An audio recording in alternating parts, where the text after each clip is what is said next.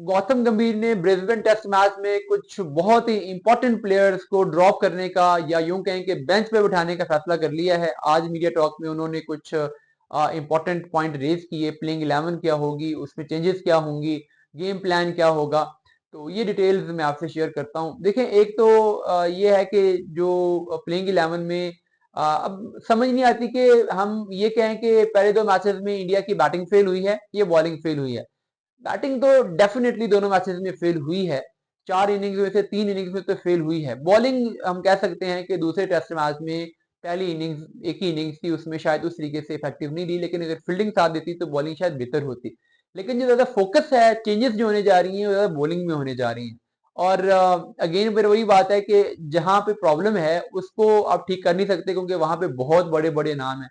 तो जहां पे प्रॉब्लम उतना नहीं है वहां पे आप अपना कुल्हाड़ा चला रहे हो, वहां पे आप अपना सारा गुस्सा निकाल रहे हो। एनीवेज, बॉलिंग में एक तो अब आपने सुना होगा मोहम्मद शमी ऑलमोस्ट कंफर्म है, वो ऑस्ट्रेलिया जा रहे हैं। मैंने 3-4 दिन पहले भी ये रिपोर्ट किया था। एक्सप्रेस स्पोर्ट्स ने बेसिकली ये खबर ब्रेक की थी पहले, कि मोहम्मद शमी जो है उनको ऑस्ट्रेलिया के लिए बुला लिया गया है। एनसीए में उनकी फिटनेस की रिपोर्ट ली गई, उनकी फॉर्म चेक की गई और उनको कहा गया कि आप आ जाएं। तो वो अब कब पहुंचते हैं Australia, just matter of time है। अदरवाइज वो जा रहे हैं, तो ऑस्ट्रेलिया में वो इंडियन टीम को ज्वाइन करेंगे। लेकिन ब्रिस्बेन टेस्ट मैच में मोहम्मद शमी की शमूलियत के चांसेस ना होने के बराबर हैं। और गौतम ने भी कहा कि अभी वो आएंगे, यहाँ पर कुछ टाइम गुजारेंगे, तो हमें अंदाजा होगा कि हाँ, हम स्ट्रेट अवे उनको टीम में ले सकते हैं कि नहीं। तो ब्रिस्बेन टेस्ट मैच में तो आसार यही है कि वो नहीं होंगे। ऐसा कहती है मैनेजमेंट कि नहीं, हम नहीं खिलाएंगे, लेकिन जो उनके वर्ड्स होते हैं कि अभी हम देखेंगे, असेस करेंगे, तो मतलब यही होता है कि नहीं, इस मैच में तो नहीं है।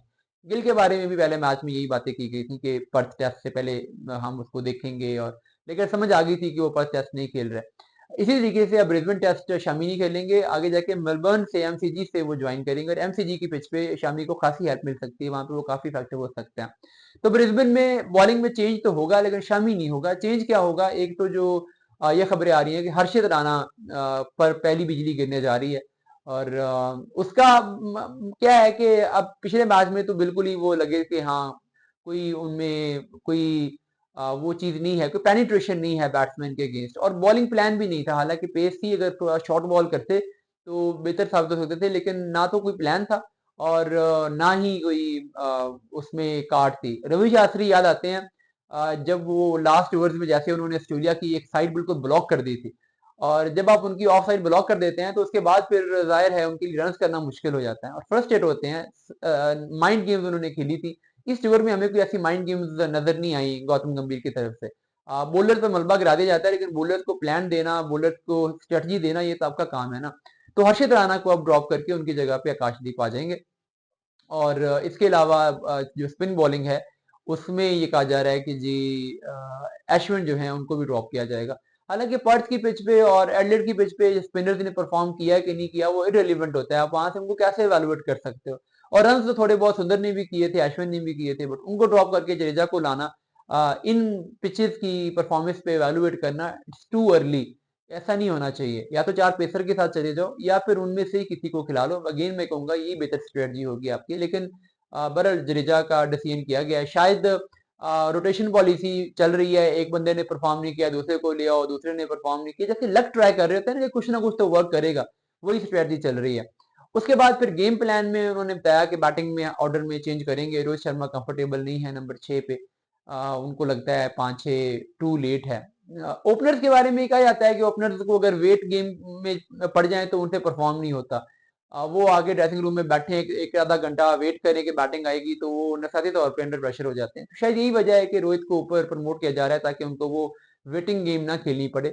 लेकिन बहरहाल ये ब्रिस्बेन की पिच तो रोहित शर्मा के लिए बहुत मुश्किल होगी, और मुझे नहीं लगता कि ब्रिस्बेन में रोहित शर्मा इस फॉर्म के साथ।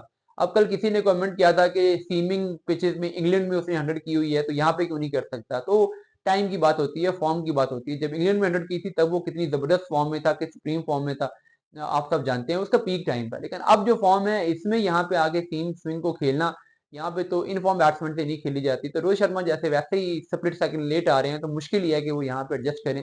लेकिन बहरहाल अब कैप्टन है और उनकी बात जाहिर है मानी जानी है, जो वो अपने लिए चाहते हैं। अगर वो अपनी स्लॉट पे ही अगर वो कॉन्टेस्ट किया जाए तो फिर टीम का इससे इन्वायरमेंट खराब होता है, तो इसलिए रोहित शर्मा तो ओपनिंग करेंगे।